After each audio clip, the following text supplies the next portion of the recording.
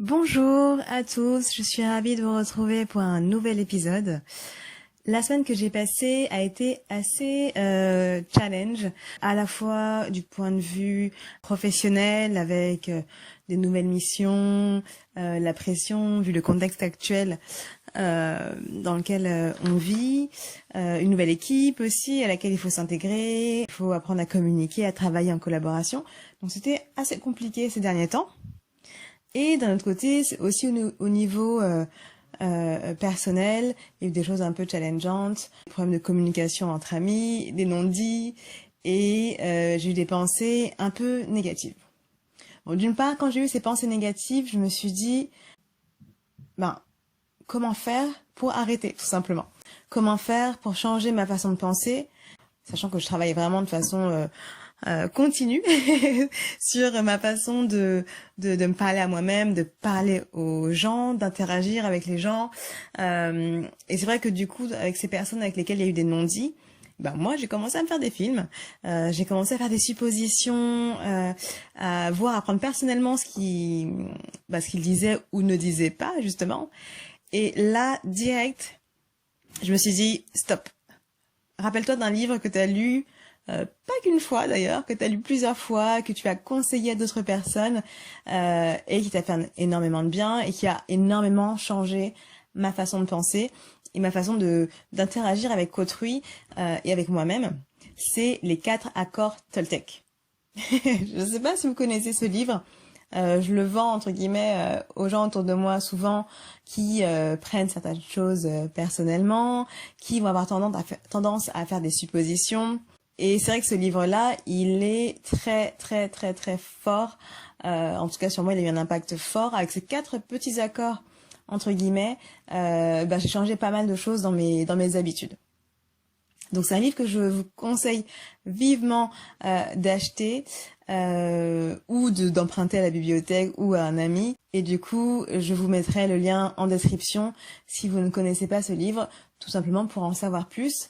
Pour vous en parler vraiment en 2-3 mots, voire même en 4 phrases justement, je vais vous parler des des règles en fait, de ces fameux accords qui sont énoncés dans ce livre. Donc moi, je vais vous les énoncer pas forcément dans le bon ordre entre guillemets dans lequel ils ont été énoncés dans le livre. Donc il y a ne pas prendre les choses personnellement. Si vous voyez par exemple que un ami ne répond pas à une question que vous avez pu poser ou arrive super en retard alors que vous avez pris rendez-vous longtemps en avance et que c'est un événement hyper important, je dis pas que c'est bien ou mal, là n'est pas le débat. En revanche, il faut savoir le pourquoi. Avant de prendre quelque chose personnellement, essayer de comprendre pourquoi cette chose s'est produite. Et ça, c'est vrai que ne pas prendre les choses personnellement, ça m'a aidé à plus me laisser impacter entre guillemets par le comportement d'autrui, même si je le suis encore aujourd'hui. Je ne suis pas encore arrivée au stade où le comportement d'autrui n'a aucun impact sur moi. En revanche, voilà, j'apprends à relativiser, à me dire que je n'ai pas tous les tenants et les aboutissants, je ne sais pas dans quel contexte il évolue en ce moment. Et donc voilà, je fais en sorte de ne pas me vexer par exemple et de ne pas prendre les choses personnellement. Je sais que moi j'ai des amis, un ami notamment, qui prend des choses très très très très à cœur. Par exemple, moi, il faut savoir que je prends parfois un peu de temps à répondre aux messages, que ce soit sur Facebook, WhatsApp ou SMS par exemple. Et je peux laisser passer une semaine, 2, voire plus parfois. Et c'est vrai que j'ai eu des réactions comme quoi, si je réponds pas, c'est que je suis fâchée. Si je ne réponds pas, c'est qu'en fait je m'en fous de la relation que j'ai avec l'autre. Alors que pas du tout, c'est juste que moi et le téléphone portable, on n'a pas une relation très très amicale, on va dire.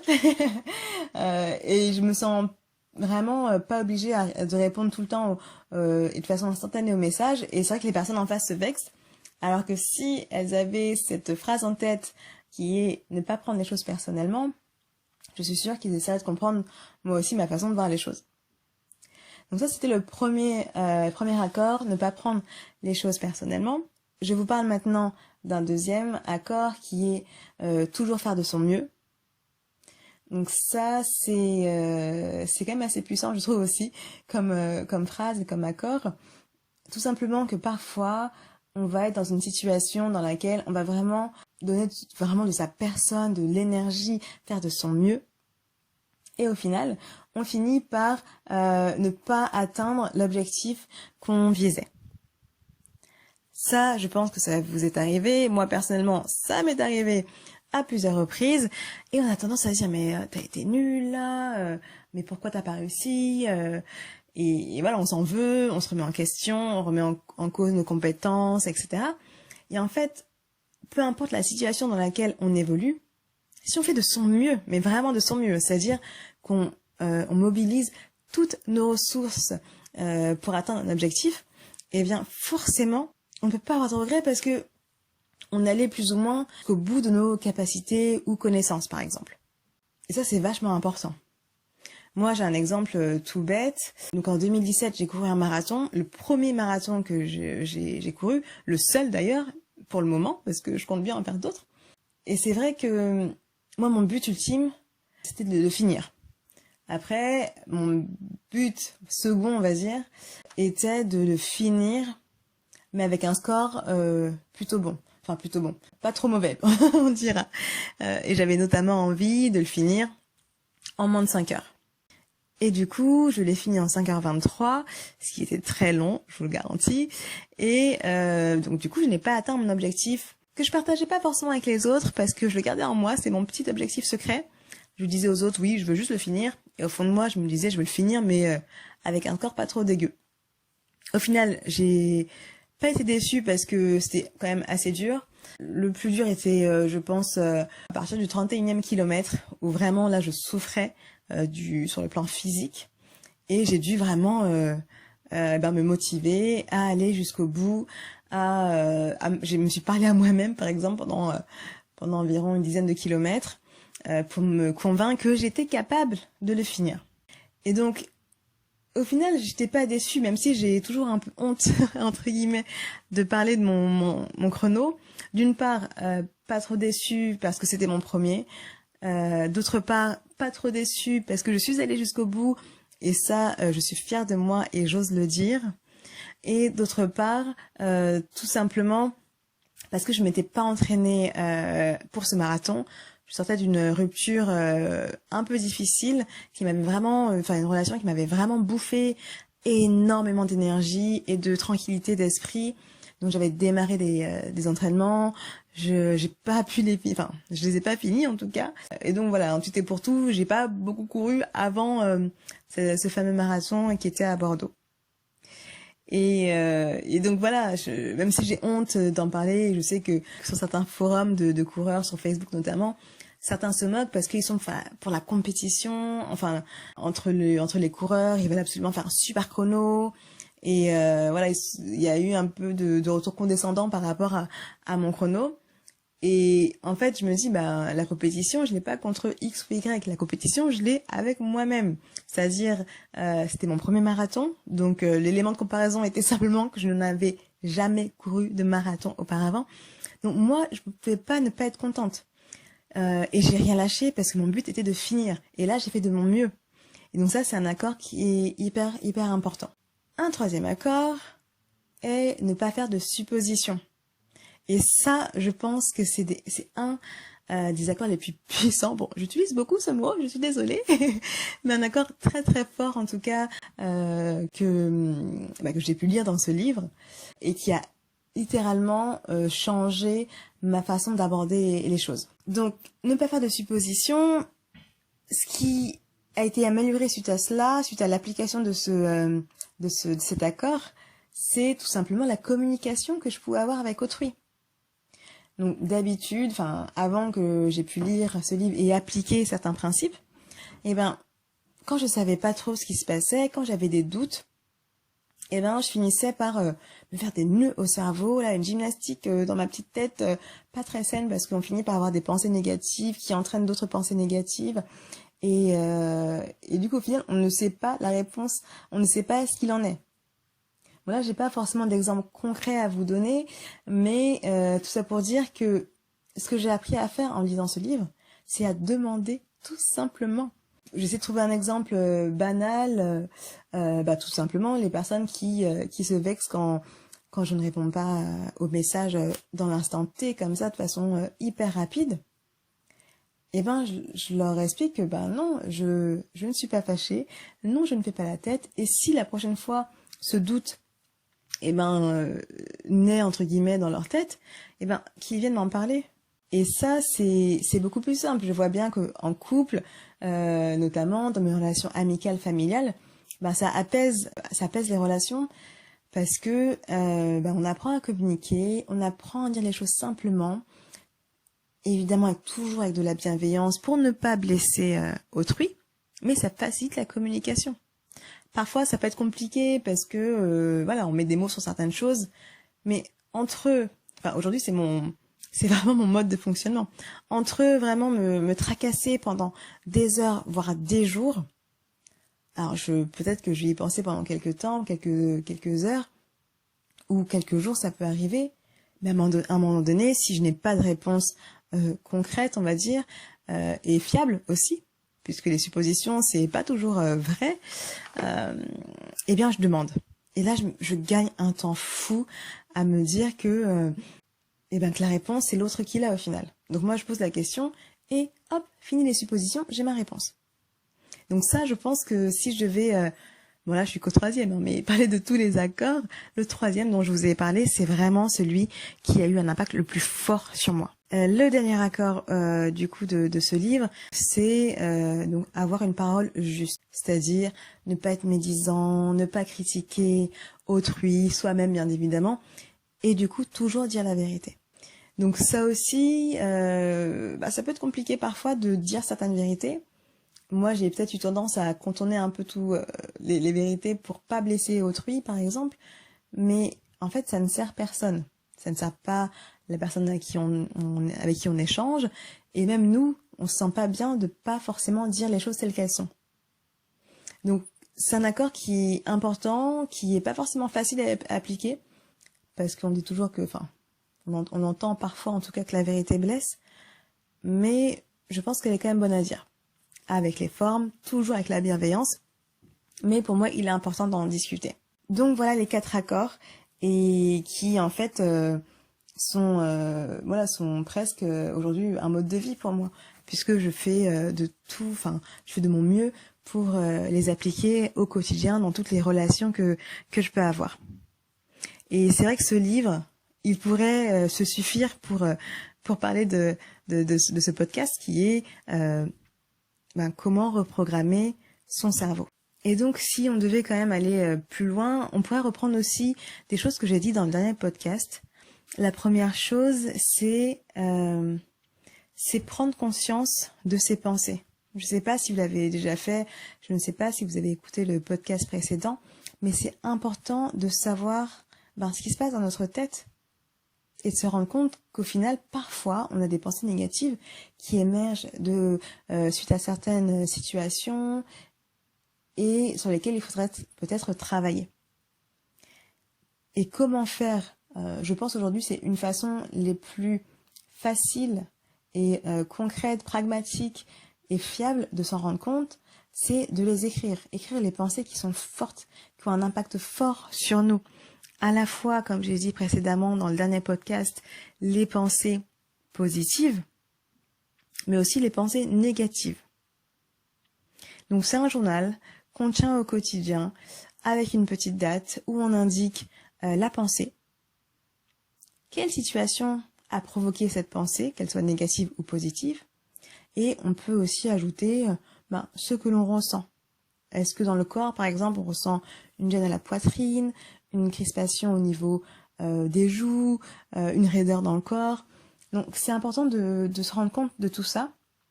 Et à la fin du mois, parce que 30 jours c'est déjà pas mal si vous arrivez à le tenir, une fois que vous avez noté tous ces sentiments qui sont forts, qui sont récurrents et qui vous impactent, déjà voir le ratio positif-négatif et de se rendre compte que parfois, en fait, sur les 30 jours, on a eu énormément de pensées négatives ou au contraire énormément de pensées positives.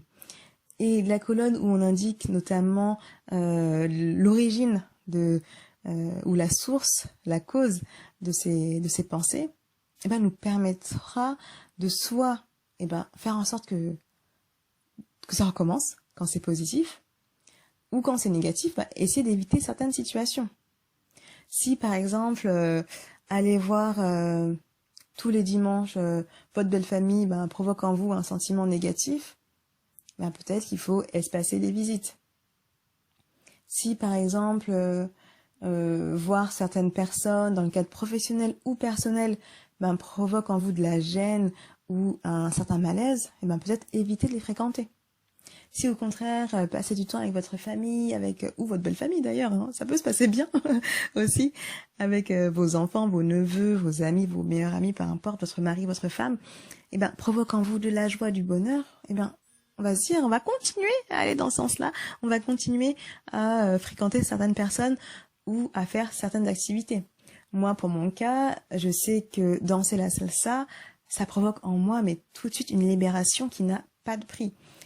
Du bien-être, un lâcher-prise et de la joie. Donc je sais que moi, si j'ai un coup de mou, si je déprime un petit peu, je n'ai qu'une chose à faire, c'est à prendre Spotify, pour ne pas le citer, mettre ma petite playlist de salsa que j'ai concoctée avec les chansons que j'adore, et voilà. Et même si je suis seule, même si je danse pas avec un ou une partenaire, je me laisse porter par la musicalité, je me laisse porter par les paroles, par le rythme, par plein de choses. Et surtout, dans ma tête, j'ai des images où je me vois danser avec des personnes et tout simplement kiffer mon moment. Au contraire, si je sais que certaines personnes, certaines situations provoquent en moi une forme de négativité, c'est-à-dire du stress, l'anxiété, de la tristesse, en fait, j'ai aucune raison de poursuivre ces relations ou de réitérer certaines situations. Et la deuxième chose qu'il faut faire, et on en a parlé la dernière fois dans le podcast sur l'amour ou l'acceptation plutôt de son corps, c'est de challenger nos pensées négatives. Et ça ne vaut pas uniquement pour notre corps, parce que parfois on va être négatif avec nous-mêmes sur nos capacités, nos connaissances. Et c'est là qu'il est fondamental de challenger tout ça. Alors, la fois passée, on a parlé des affirmations positives. C'est ces listes de phrases positives, c'est des affirmations forcément positives, que l'on va répéter, que l'on va écrire ou que l'on va lire de manière récurrente, c'est-à-dire, je dirais même tous les jours, pour qu'on puisse vraiment changer sa façon de penser. C'est tout simple. Vous êtes enfant ou vous avez des enfants, vous leur répétez tous les jours, mais tu es bête, tu n'y arriveras jamais, toi et les maths c'est fini, tu iras jamais faire un bac S parce que tu es trop nul aujourd'hui. Comment voulez-vous que votre enfant puisse avoir confiance en lui? Comment voulez-vous que votre enfant se dise un jour qu'il peut y arriver? Au contraire, je prends encore l'exemple de l'enfant et du parent. Si vous répétez à vos enfants, tu peux y arriver, je sais que c'est difficile, mais ensemble, on va y arriver. Toi, avec tes ressources, tu vas puiser en toi et tu vas y arriver. Vous verrez qu'en fait, il gagnera en confiance en lui. Et puis, il aura cette niaque, en fait. Il va se dire, mais non, on n'abandonne pas. Depuis le début, ma mère ou mon père, l'un ou l'autre m'a soutenu, même dans la difficulté. Donc, je vais y arriver. Et ça commence très, très tôt. Ce qui ne veut pas dire que, parce que vous avez des parents hyper négatifs, ou pas forcément des relations saines avec vos parents, qu'aujourd'hui, vous ne pouvez pas arriver à dépasser cela et à réussir à réaliser des objectifs. Bien évidemment, non. Pour moi, rien n'est, entre guillemets, irréversible. Mais c'est plus dur. Et c'est vrai que j'ai une image, moi, qui me vient souvent en tête. C'est l'image de la fleur dans un pot qui commence à pourrir, à faner, et on voit qu'elle se porte pas très bien. Qu'est-ce qu'on fait? Dans ces cas-là, on ne va pas jeter la fleur. Non, on va changer le terreau. On va se dire qu'elle n'est pas bien alimentée. Et c'est exactement la même chose avec vos pensées. C'est exactement la même chose quand vous avez des enfants et que vous voulez leur transmettre certaines valeurs. Il est fondamental de se dire que c'est l'environnement qu'on change. La plante, elle va pas bien, on change ce qu'il y a dans le pot. Donc c'est pareil avec vous, c'est pareil avec vos enfants, avec toutes les relations que vous entretenez. Si vous voyez que vous n'êtes pas bien quelque part, il faut changer cet environnement. Une autre chose dont je vous parle, et on en a parlé la dernière fois, c'est vraiment challenger la négativité en changeant ses pensées négatives en pensées positives. Donc au lieu de dire « je suis nul, je n'y arriverai jamais », on dira plutôt « j'ai plein de ressources, je peux y arriver ». Au lieu de dire par exemple « je suis moche », on dira « je suis belle ». Et au lieu de dire des pensées négatives, moi j'entends souvent des gens dire « oh je suis conne, oh putain je suis bête ». Eh ben non, ne vous répétez pas ça, votre cerveau, vous inquiétez pas, il imprime. Donc non, parlez-vous avec bonté et bienveillance. Si vous le faites pas déjà avec vous-même, qui le fera avec vous? Commencez par vraiment vous traiter avec bienveillance et ça, je le répète parce que c'est fondamental. L'autre chose que l'on peut utiliser pour challenger ses pensées négatives, c'est le journal de gratitude. Donc moi, j'ai un peu de mal à le suivre en ce moment parce que je manque d'autodiscipline. Mais pendant un temps, pendant plusieurs mois, pendant 3 mois exactement, j'avais un petit bocal en verre, donc pour tout vous dire, c'était un pot de moutarde initialement, dans lequel chaque jour, en fin de journée, j'écrivais une pensée positive par rapport à ma journée. Quelque chose qui m'a fait plaisir. J'ai pu aller dîner avec une copine ou un copain et dire je suis reconnaissante, ou je suis contente, ou j'éprouve de la gratitude pour avoir mangé avec telle personne. Si je parviens à, par exemple, à réussir quelque chose que je n'arrivais pas auparavant, eh bien, je vais dire que je ressens de la gratitude pour avoir réussi à faire telle chose. Et donc ça, c'est vrai que ça apprend à positiver, à voir la vie sur une meilleure, un meilleur œil, entre guillemets, avec une meilleure vision de ce qui se passe autour de nous, en relativisant peut-être la personne qui était désagréable avec nous dans le tram, en relativisant notre collègue qui fait pas son boulot. On se dit, en fait, non, dans ma journée, il y a eu des choses positives. Donc, soit vous optez pour ce petit papier dans un pot de moutarde. Ça marche avec les pots de confiture ou autres, bien évidemment, même avec les Tupperware. Ou vous tenez un journal, un cahier, un joli cahier si vous pouvez, dans lequel vous écrivez chaque jour des phrases sur les choses pour lesquelles vous êtes, vous éprouvez de la gratitude.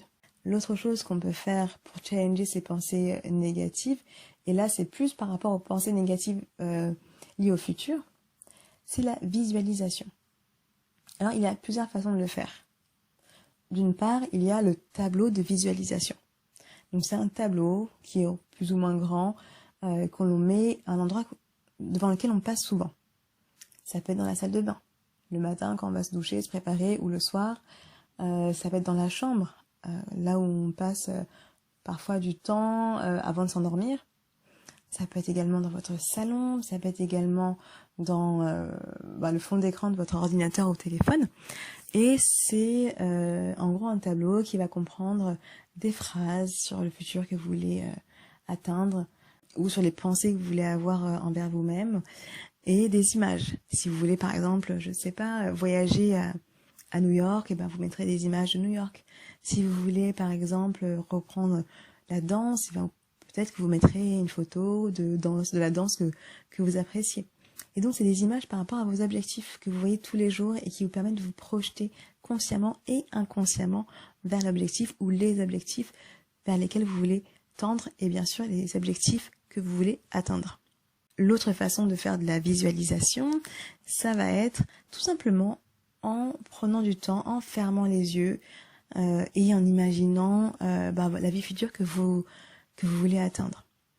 Par exemple, si vous rêvez de devenir doctorant en biologie et que vous savez que vous avez pas mal d'années à l'université qu'il vous reste à valider, vous pouvez vous imaginer à la remise des diplômes, vous pouvez vous imaginer avec le diplôme entre les mains, et c'est vraiment vivre le moment, c'est se projeter vers le futur. Et ça aussi, ça vous aide à changer votre façon de penser sur votre capacité à réaliser certains objectifs. L'autre chose que vous pouvez faire, et je l'ai fait pendant quelques jours, le challenge 100 jours de bonheur. 100 jours pendant lesquels vous prenez le temps de vous rendre compte des choses qui vous ont fait du bien dans votre journée. Par exemple, comme on l'a fait avec le journal de gratitude, chaque instant qui vous fait du bien, vous le prenez en photo. Et alors vous avez plusieurs choix, vous pouvez les poster sur Instagram, sur Facebook, sur Twitter, ou même les garder pour vous-même. Il n'est pas nécessaire de les publier si vous ne voulez pas ou si vous n'avez pas de compte sur les réseaux sociaux. Mais là, c'est se forcer durant 100 jours à prendre une photo des choses qui nous ont fait du bien dans la journée. Et la dernière chose dont je voulais vous parler, c'est de lister les choses qui vous font du bien. Tout à l'heure, j'évoquais avec vous la salsa. Moi, la salsa, que je l'entende, que je la danse, que je la vois, ça me fait du bien. Parler à mes neveux en visio parce qu'on n'est pas à côté géographiquement, voyager, manger certains plats, écouter certaines chansons aussi, ça me fait du bien. Et donc, moi, je liste les choses qui me font du bien. Et donc, quand vous avez des pensées négatives, vous vous forcez, entre guillemets, à faire certaines choses sur cette liste qui vont vous mettre dans un mood beaucoup plus positif. La troisième chose, c'est prendre soin de vous parce que vous le méritez. Et ça peut commencer par l'alimentation. Je sais qu'aujourd'hui, beaucoup de gens, et puis moi parfois, on a tendance à vouloir penser au présent sans se projeter. Or, les choses que vous mangez, déterminent aussi votre état de santé, bien évidemment. Si vous mangez que de la malbouffe, fréquemment, des fast-food, avec du soda, des choses assez grasses, il ne faut pas s'attendre à avoir une vie saine. Il ne faut pas s'attendre à être en hyper bonne santé. Si, au contraire, vous prenez le temps pour cuisiner, pour boire beaucoup d'eau, forcément, votre corps vous en remerciera. Prendre soin de soi, ça passe également par dormir bien. Et ça, c'est hyper important. Le sommeil, il est réparateur et on en a besoin. Je sais que parfois, on va se vanter de dire « Oh, je dormis que 5 heures, je suis en pleine forme » ou « Je ne dormis que 4 heures, je suis en pleine forme ». Mais il n'y a pas de fierté à avoir là-dedans, en fait. Parce que pour notre bien-être mental, physique, il est important de dormir. Et ça, il n'y a aucun doute à ce propos. L'autre chose que vous pouvez faire également pour prendre soin de vous, c'est faire de l'exercice, faire du sport. Et c'est pas forcément courir un marathon, bien évidemment non. Ça peut être faire de la marche. Je sais que moi en ce moment, après avoir mangé, j'aime bien me balader autour de la maison pour me détendre, pour aussi rester active. Ça peut être suivre sur internet des coachs sportifs qui proposent sur YouTube des vidéos par exemple. Ça peut être utiliser des applications mobiles. Moi je le fais parfois pour les abdos, pour le stretching par exemple. Donc pas besoin de faire des activités qui sont trop intenses. Ça peut être faire du golf, du tennis, du badminton, du foot bien évidemment. Voilà, c'est juste faire du sport. Donc c'est simplement prendre soin de soi en faisant une activité physique régulière. Ça peut être de la danse aussi par exemple. De l'escalade. J'ai plein d'exemples en tête. Une autre manière de prendre soin de soi peut passer par la méditation.